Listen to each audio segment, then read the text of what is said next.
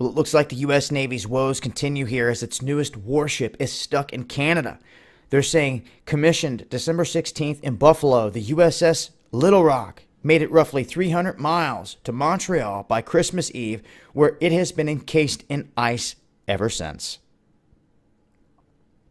Our most state-of-the-art vehicle here in terms of military hardware on the water is trapped in ice. And this is interesting because when it comes to the U.S. icebreakers and what they have to fight in the Arctic, they don't have nothing on Russia. Russia has like dozens and dozens of icebreakers. So what do we got here? U.S. Coast Guard adds cruise missiles to icebreakers as the battle for the Arctic begins.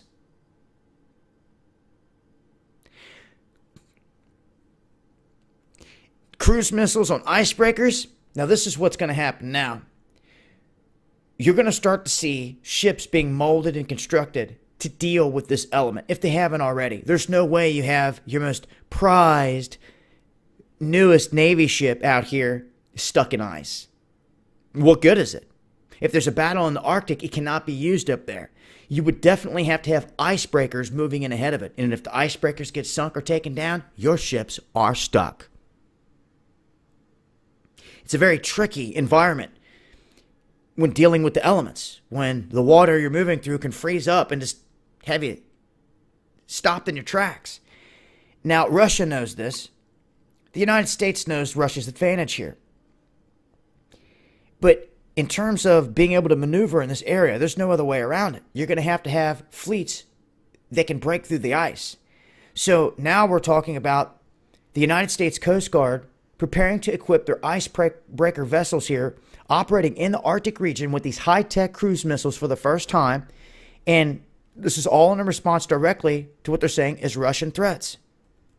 Russia has at least 40 icebreakers with 6 heavy icebreakers. We have barely a handful. And that's the situation where we sit right now in this, in terms of the Arctic and a battle for the Arctic. Now, those regions and the poles are of huge concern. I've talked about it before, going to continue to talk about it. I think they are the key to everything. When you unravel what is going on at the poles of this planet and the inner workings, you unravel the mysteries of history, of what's going on now, the whole nine. Until that happens, everyone's going to live a lie here on this planet. And it's, in my belief, all they're doing is trying to heavily fortify these regions, these entry points. And they have been for some time, and the rest is a puppet show. So where do we go from here? Well, we'll see what the U.S. does in terms of its icebreakers. And if any battle does pop off in the Arctic, well, I guess we're just going to have to wait and see how it plays out. But right now, the U.S. is ill prepared to go up in this region and to fight a conflict. Nonetheless, it's interesting that they're in this position. And now they're talking about putting missiles on the icebreakers. So we'll see how far they take this from here. And I'll continue to update if I see any more changes in this. But I'll leave a link below. This has been Dabu7.